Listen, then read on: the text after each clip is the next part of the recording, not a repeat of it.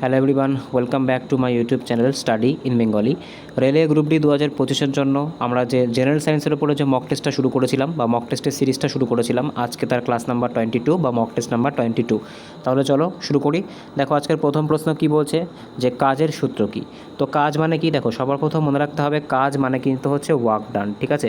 তো work done কখন হয়, যখন কিন্তু আমরা ফোর্স অর্থাৎ বল কি করি, বল প্রয়োগ করলে কোনো একটা বস্তুর স্মরণ যখন হয় তখনই কিন্তু সেটাকে কাজ বলা হয়ে থাকে, অর্থাৎ ফোর্স ইন্টু ডিসপ্লেসমেন্ট, এটাই কিন্তু তোমার হচ্ছে কাজের যে প্যারামিটার সেটা হয়ে থাকে। তো কাজের সূত্র কি হবে, তো কাজের সূত্র কিন্তু হয়ে যাবে অপশান নাম্বার সি, বল ইন্টু স্মরণ, অর্থাৎ ফোর্স ইন্টু ডিসপ্লেসমেন্ট কিন্তু হচ্ছে কাজের সূত্র। আচ্ছা, ওয়ার্ক ডানের এসআই ইউনিট কি, তো মনে রাখতে হবে যে ওয়ার্ক ডানের এসআই ইউনিট কিন্তু হয়ে যাচ্ছে জুল। নেক্সট প্রশ্ন দেখব, পরবর্তী প্রশ্ন কি বলেছে আজকে 2 নম্বর কোশ্চেন, যে নিউটনের দ্বিতীয় সূত্র কোনটি। নিউটনের যে দ্বিতীয় গতিসূত্র আছে, নিউটনের সেই দ্বিতীয় গতিসূত্র এর মধ্যে থেকে কোনটা দ্বারা বা কোন ইকুয়েশনের দ্বারা আমরা প্রকাশ করতে পারি।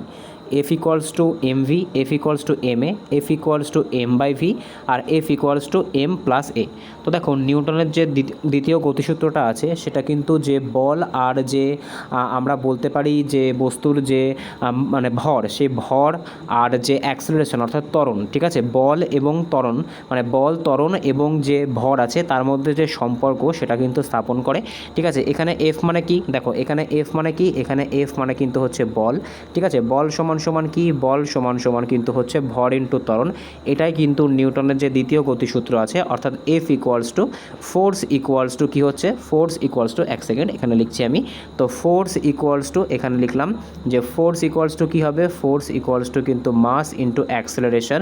এটাই কিন্তু নিউটনের যে সেকেন্ড ল সেটা কিন্তু আমাদের বলে থাকে, অর্থাৎ যে অপশান বি আছে এটাই কিন্তু আমাদের সঠিক অ্যান্সার হয়ে যাবে। নেক্সট প্রশ্ন দেখবো আজকে 3 নম্বর কোশ্চেন কি বলেছে, প্রায় কক্ষমান, ঠিক আছে। কক্ষমান মানে কি, এখানে কিন্তু তোমার হয়ে যাবে রুম টেম্পারেচার, ঠিক আছে, রুম টেম্পারেচার। তো কি বলেছে, যে রুম টেম্পারেচারে 20 ডিগ্রি সেন্টিগ্রেড তাপমাত্রায় শব্দের গতি বাতাসে কত। তো সঠিক অ্যান্সার কী হবে, এখানে কিন্তু বলেই দিয়েছে 20 ডিগ্রি সেন্টিগ্রেড তাপমাত্রায়। তো 20 ডিগ্রি সেন্টিগ্রেড তাপমাত্রায় বাতাসে শব্দের যে বেগ সেটা কত, সেটা কিন্তু হচ্ছে 343 মিটার পার সেকেন্ড, ঠিক আছে, 343 মিটার পার সেকেন্ড। এটা কিন্তু 20 ডিগ্রি টেম্পারেচার উষ্ণতায় কি হয়, শব্দের গতি বাতাসে হয়। আচ্ছা, একটা জিনিস মনে রাখবে, টেম্পারেচারের সাথে কিন্তু যে সাউন্ডের যে স্পিড, ঠিক আছে, সেটা কিন্তু ডাইরেক্টলি প্রপোর্শনাল, অর্থাৎ যত বেশি কিন্তু টেম্পারেচার বাড়বে, টেম্পারেচার যদি তোমার হচ্ছে 2 গুণ হয় তাহলে কিন্তু এই যে তোমার স্পিড এটাও কিন্তু 2 গুণ হয়ে যাবে, ঠিক আছে। টেম্পারেচারের সাথে কিন্তু এটা তোমার ডাইরেক্টলি প্রপোর্শনাল বা সমানুপাতের সম্পর্ক বজায় রাখে। নেক্সট প্রশ্ন দেখব আজকে 4 নম্বর কোশ্চেন কি বলেছে, যে শক্তির একক কী। আচ্ছা, শক্তি মানে কি, শক্তি মানে কিন্তু হয়ে যাচ্ছে এনার্জি। তো এনার্জির ইউনিট কি সেটাই কিন্তু তোমাকে জানতে চেয়েছে, ঠিক আছে। দেখো ওয়ার্ক আর এনার্জির যে ইউনিট সেটা কিন্তু সমান হয়ে থাকে, দুটোই কিন্তু জুলে প্রকাশ করা হয়ে থাকে, ঠিক আছে। এদের যে এসআই ইউনিট সেটা কিন্তু জুলে প্রকাশ করা হয়, আর যে সিজিএস ইউনিট আছে সেটা কিন্তু ক্যালোরিতে প্রকাশ করা হয়, ঠিক আছে। তো দেখো সঠিক অ্যান্সার কী হবে, সঠিক অ্যান্সার কিন্তু আমাদের হয়ে যাবে যে এখানে দেখো কি বলেছে, এখানে কিন্তু জুল বলে দিয়েছে, আর এটাই কিন্তু আমাদের সঠিক অ্যান্সার হয়ে যাবে, ঠিক আছে। আচ্ছা, এবার তোমাদের জন্য আমার একটা কোশ্চেন থাকবে, যে 1 জুল, ঠিক আছে, 1 joule equals to dash calorie, সেটা তোমরা আমাকে কমেন্টে জানাবে, যে 1 জুল সমান সমান কত ক্যালোরি হয়, সেটা তোমরা আমাকে কমেন্টে জানাবে, ঠিক আছে। আচ্ছা, এবার দেখো আমরা বাদবাকি যে এককগুলো আছে সেগুলো একবার চোখ বুলিয়ে নিই। দেখো সবার প্রথমে কি দেখেছিলাম, ওপরে কিন্তু ছিল ওয়াট, ঠিক আছে। তো ওয়াট আর কিলোওয়াট দুটোই কিসের একক, দুটোই কিন্তু হচ্ছে ক্ষমতার একক, ঠিক আছে। তো মনে রাখতে হবে যে 1 কিলোওয়াট মানে কত হয়, 1 কিলোওয়াট মানে কিন্তু হচ্ছে 10⁻³ ওয়াট, ঠিক আছে, বা এটাকে আমরা এক কথায় বলতে পারি 1000 ওয়াট, ঠিক আছে, একই ব্যাপার। আচ্ছা, জুল তো বলেই দিলাম। নিউটন কিসের একক, নিউটন কিন্তু হচ্ছে বলের একক বা ফোর্সের একক, ঠিক আছে। নেক্সট প্রশ্ন দেখব, পরবর্তী প্রশ্ন কি বলেছে আজকের 5 নম্বর কোশ্চেন, যে ট্রান্সফরমার কোন নীতিতে কাজ করে, ঠিক আছে। তো জানি যে আমরা কি করি, আমরা দেখো যে ট্রান্সফরমার আছে সেই ট্রান্সফরমার কিন্তু যে হাই ভোল্টেজের যে কারেন্ট আছে, ঠিক আছে, সেই হাই ভোল্টেজের কারেন্টকে কিন্তু যে লো ভোল্টেজের কারেন্টে কনভার্ট করে, এটাই কিন্তু ট্রান্সফরমারের মেন কাজ। তো এই যে ট্রান্সফরমার আছে এটা কোন নীতিতে কাজ করে, এটা কিন্তু আমাদের কোশ্চেন করেছে।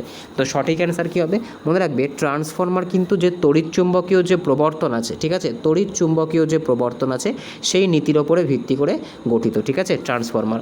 নেক্সট প্রশ্ন দেখব, পরবর্তী প্রশ্ন কি বলেছে, দেখো আজকে 6 নম্বর কোশ্চেন, ফিজিক্সের একটা নিউমেরিক্যাল দিয়েছে, যে একটি বল 10 নিউটন সরণ 2 মিটার দেয়, ঠিক আছে, মানে কোনো একটা বস্তুর ওপরে যদি আমরা কোনো একটা বস্তুর ওপরে যদি আমরা কী করি না, কোনো একটা বস্তু মনে করো এটা একটা কোনো একটা অবজেক্ট আছে, এর ওপরে যদি মনে করো আমরা যদি 10 নিউটনের ফোর্স দিই, ঠিক আছে, ফোর্স যদি আমরা 10 নিউটনের দিই, তাহলে এটা কি হচ্ছে, এটার যে স্থানচ্যুতি ঘটছে আর এটা কোথায় চলে আসছে, এটা তোমার হচ্ছে 2 মিটারের এটার সরণ ঘটছে। তাহলে কাজ কত হবে? আচ্ছা, কাজ মানে কি? কাজ মানেই হচ্ছে ওয়ার্ক। আর আমরা কি দেখলাম একটু আগে, যে ওয়ার্ক ইকুয়ালস টু কী হয়, ওয়ার্ক ইকুয়ালস টু কিন্তু ফোর্স ইন্টু ডিসপ্লেসমেন্ট হয়ে থাকে, ঠিক আছে। তো দেখো এখানে আমাদের ফোর্স কত, এখানে আমাদের যে ফোর্স আছে সেই ফোর্সটা কত হচ্ছে, ফোর্স কিন্তু হচ্ছে আমাদের, এখানে আমি লিখছি, তো ডাব্লিউ ইকুয়ালস টু, দেখো আমাদের ফোর্স যেটা হচ্ছে সেটা এখানে আমি আবার লিখছি, ঠিক আছে। তো ফোর্স হচ্ছে 10 আর ডিসপ্লেসমেন্ট হচ্ছে 2, ঠিক আছে। তো আমাদের সঠিক অ্যান্সার কত হবে? সঠিক অ্যান্সার কিন্তু হয়ে যাবে 20 জুল। কেন জুল হলো? তার কারণ কাজের যে ইউনিট বা কাজের যে এসআই ইউনিট সেটা কিন্তু জুলে প্রকাশ করা হয়। অপশান সি কিন্তু সঠিক অ্যান্সার হয়ে যাবে। নেক্সট দেখব আজকে 7 নম্বর কোশ্চেন কি বলেছে, যে কোনটি বাস্তব প্রতিচ্ছবি দেয়, ঠিক আছে। বাস্তব প্রতিচ্ছবি মানে কি? বাস্তব প্রতিচ্ছবি মানে কিন্তু হয়ে যাচ্ছে তোমার যেটা আমাদের রিয়েল ইমেজ, ঠিক আছে। তো রিয়েল ইমেজ এর মধ্যে থেকে কোনটা দেয় সেটা কিন্তু আমাদেরকে জিজ্ঞাসা করেছে।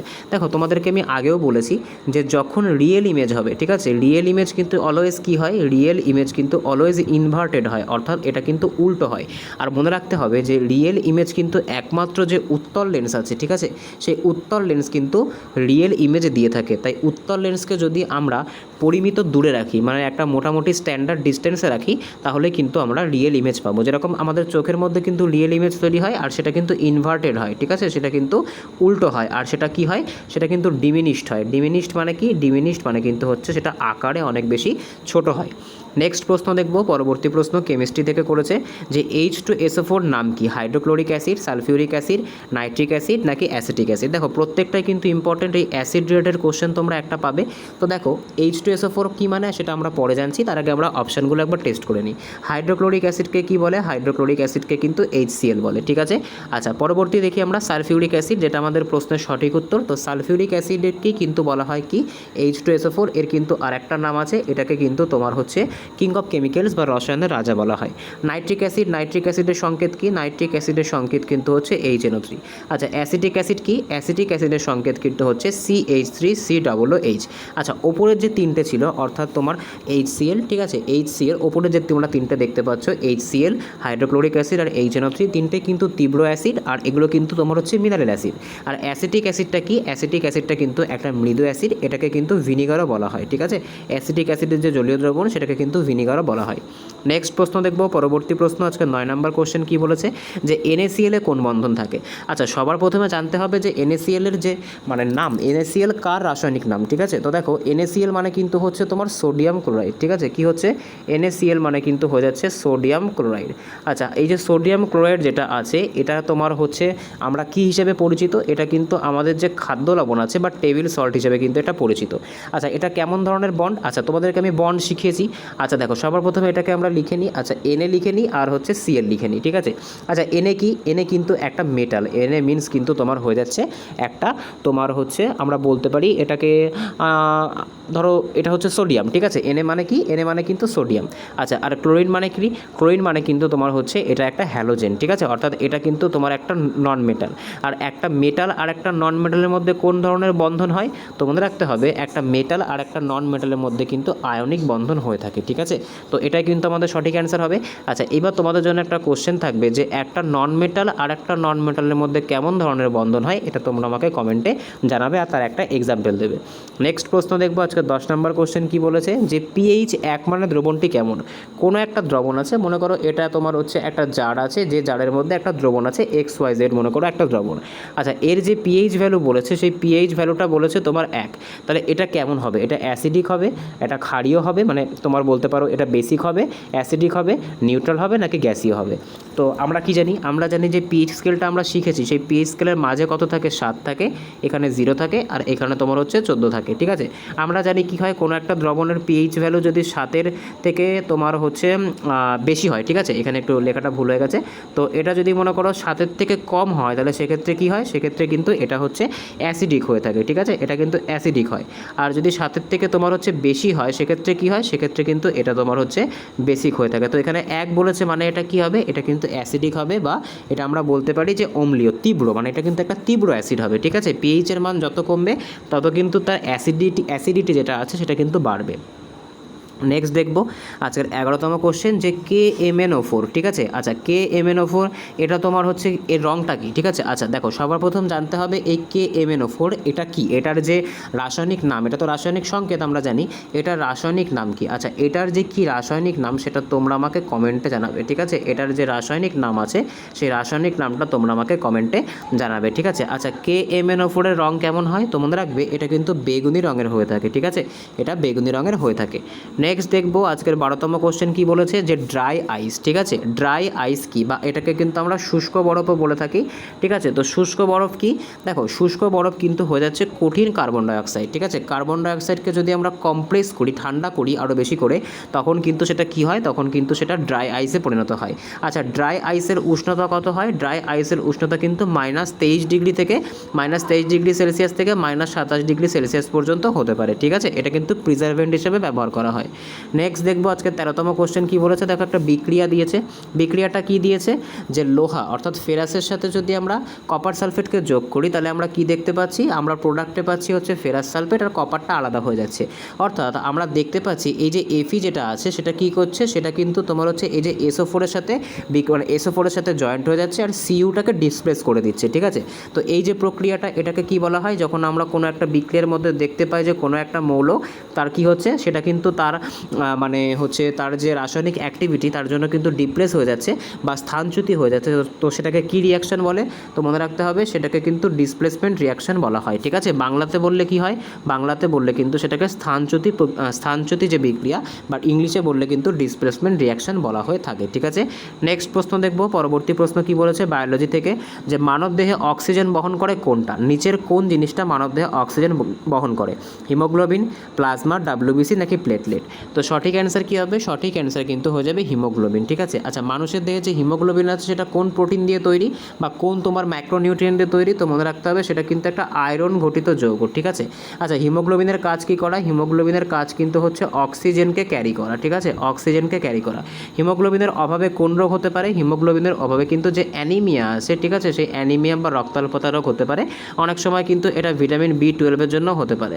আচ্ছা ভিটামিন B12 এর রাসায়নিক নাম কি, তোমরা সেটা আমাকে কমেন্ট করে জানাবে, ঠিক আছে। আচ্ছা দেখো এখানে দেখো তোমরা দেখতে পাচ্ছ প্লাজমা।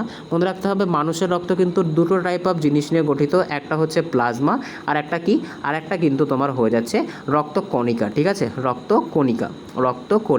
আচ্ছা এই যে রক্তকণিকার পার্সেন্টেজ কত, এটা কিন্তু প্রায় 45% মতো থাকে আর প্লাজমা কিন্তু 55% পর্যন্ত থাকে, যার মধ্যে 90% কিন্তু তোমার হচ্ছে ওয়াটার হয়ে যায়।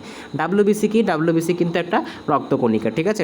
WBC, RBC আর প্লেটলেট প্রত্যেকে কিন্তু রক্তকণিকা। রক্ত জমাট বাঁধতে কে সাহায্য করে, রক্ত জমাট বাঁধতে কিন্তু যে প্লেটলেট আছে এটা কিন্তু ভিটামিন K এর সাহায্যে সহায়তা করে থাকে, ঠিক আছে। দেখো আমি আবারও বলছি এরকম করে কিন্তু তোমরা এত এক্সট্রা ডিটেলস অন্য কিন্তু কোথাও একসাথে পাবে না, তো ক্লাসগুলো কিন্তু অবশ্যই ফলো করবে, ভিডিওটাকে কিন্তু একদম এন্ড অবধি দেখবে। আচ্ছা নেক্সট প্রশ্ন দেখো কি বলেছে যে লিভার কোন কাজ করে না, এর মধ্যে থেকে কোনটা লিভার করে না, বিষক দূষীকরণ, গ্লাইকোজেন সঞ্চয়, ভিটামিন A সংরক্ষণ নাকি অক্সিজেন পরিবহন। তো সঠিক অ্যান্সার কী হবে, দেখো এর মধ্যে থেকে লিভার যে কাজটা করে না সেটা কিন্তু হচ্ছে অক্সিজেন পরিবহন। লিভার কিন্তু অক্সিজেন পরিবহনের কোনো রকম ভূমিকা নেয় না, ঠিক আছে।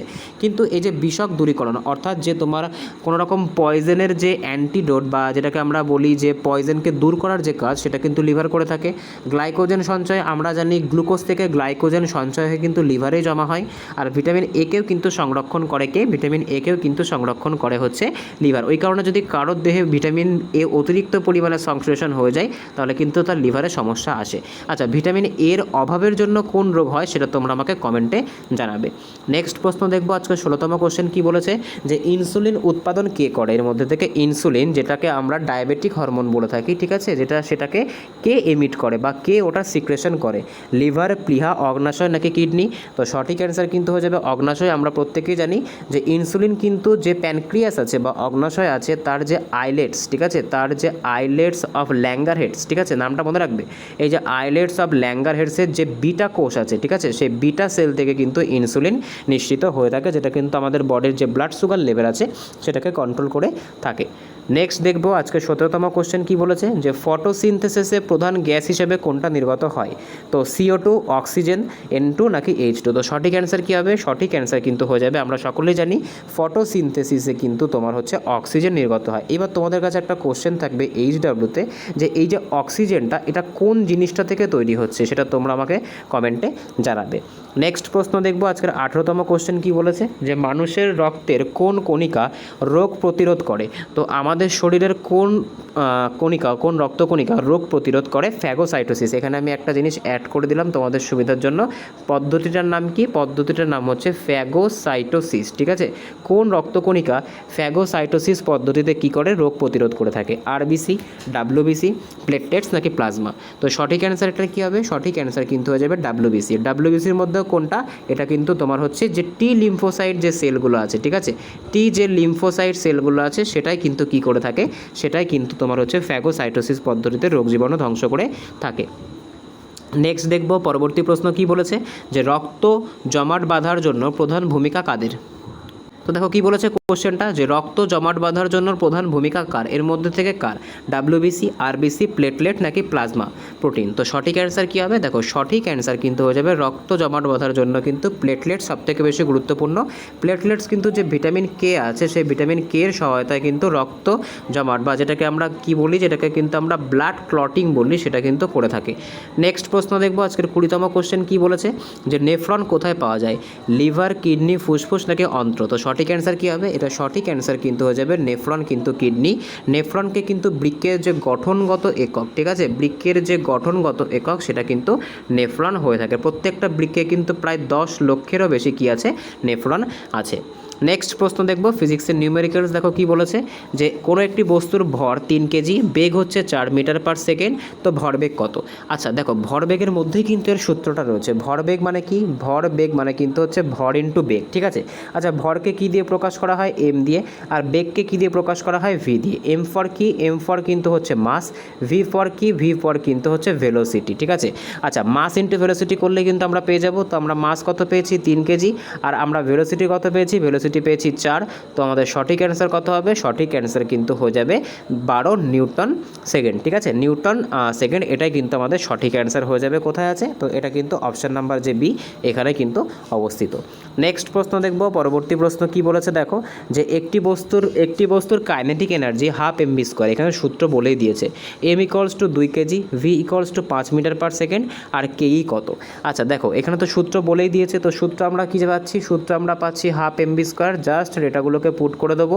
M মানে কি? M মানে হচ্ছে 2। V মানে কি? V মানে হচ্ছে তোমার 5² 5² করলে কত হয়? 5² করলে আমরা জানি 25 হয়। তো 1/2 × 2 × 25, এটা দিয়ে এটাকে কেটে দাও, তো আলটিমেটলি আমাদের অ্যান্সার কিন্তু চলে আসে 25 জুল। কোথায় আছে? তো অপশান বিতে আছে। এটাই কিন্তু আমাদের সঠিক অ্যান্সার হয়ে যাবে। নেক্সট প্রশ্ন দেখব পরবর্তী প্রশ্ন কি বলেছে, যে একটি লেন্সের ফোকাস দৈর্ঘ্য 20 সেন্টিমিটার, এর পাওয়ার কত ডায়াপ্টার? আচ্ছা লেন্সের ফোকাস দৈর্ঘ্যের সাথে এর যে সম্পর্কটা, পাওয়ারের যে সম্পর্কটা, সেটা কি? যে P = 1/f হয়ে থাকে। কিন্তু একটা জিনিস এখানে মনে রাখতে হবে, যে ফোকাস দৈর্ঘ্যকে কিন্তু অলওয়েজ মিটারে নিতে হবে। তো দেখো এটা কিসে আছে? এটা কিন্তু তোমার 20 সেন্টিমিটারে আছে। এটাকে যদি মিটারে কনভার্ট করতে চাই কি করতে হবে? 100 দিয়ে ভাগ করতে হবে। তো 100 দিয়ে ভাগ করলে কত পাচ্ছি? 0.2, তাই তো 0.2 মিটার কিন্তু পাচ্ছি। এবার জাস্ট ডেটাটাকে পুট করে দাও। ডেটাকে পুট করলে এখানে কি পাচ্ছি? তো P = 1 সেকেন্ড, তো P = কি হচ্ছে? এটা P, ঠিক আছে। P = কি হচ্ছে? 1/0.2। এটা এখানে উঠিয়ে দাও, কত হচ্ছে? 10। এটা দিয়ে এটাকে কাটলে কত হচ্ছে? 5 ডায়াপ্টার, ঠিক আছে। তো 5 ডায়াপ্টার কিন্তু আমাদের সঠিক অ্যান্সার হবে। কোথায় আছে দেখতে পাচ্ছি? তো অপশান সিতে কিন্তু আছে 5 ডায়াপ্টার। এটাই কিন্তু আমাদের সঠিক অ্যান্সার হয়ে যাবে। নেক্সট প্রশ্ন দেখব পরবর্তী প্রশ্ন কি বলেছে, যে একটি লেন্স, ঠিক আছে, একটি উত্তল লেন্সের ফোকাস দৈর্ঘ্য 10 সেন্টিমিটার, বস্তু রাখা হলো 15 সেন্টিমিটার দূরে, চিত্র দূরত্ব V কত? প্রথমে কিন্তু V এর ভ্যালুটা বের করতে হবে, তারপর ম্যাগনিফিকেশন M বের করতে হবে।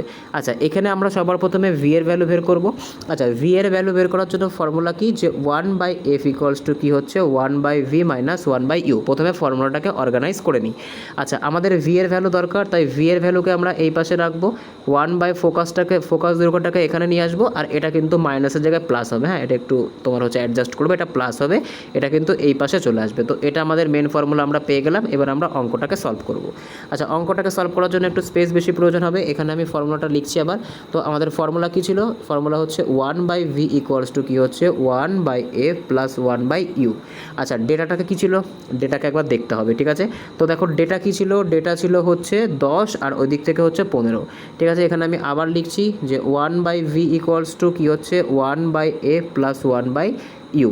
আচ্ছা, এক্ষেত্রে কী করতে হবে? এক্ষেত্রে মনে করো 1/v এখানে দিলাম, এটা ছিল কত? এটা ছিল তোমার হচ্ছে 10, আর লেন্সের যে দূরত্ব সেটা আমরা কি জানি? সেটা কিন্তু দূরত্বটা নেগেটিভ হয় অলওয়েজ, তাই -15।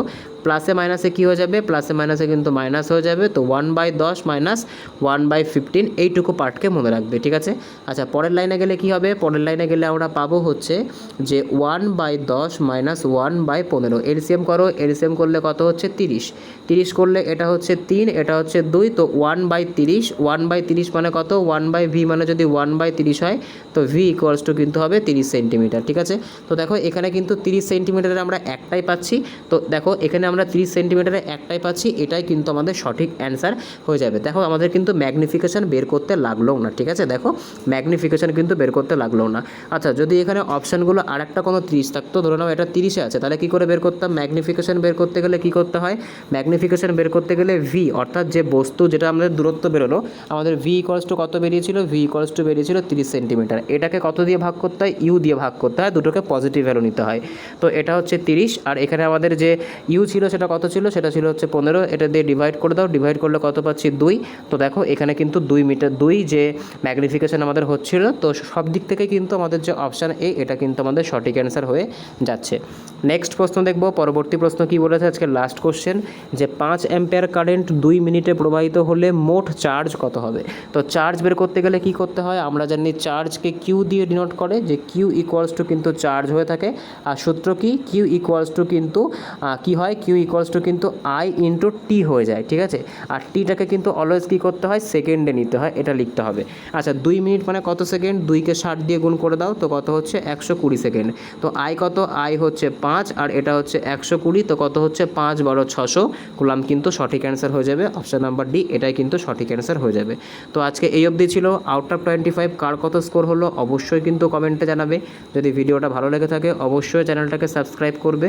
যদি ভিডিওটা ভালো লেগে থাকে অবশ্যই একটা লাইকের মাধ্যমে জানাবে, বন্ধুদের সাথে শেয়ার করবে। দেখা হচ্ছে পরের ভিডিওতে। বাই।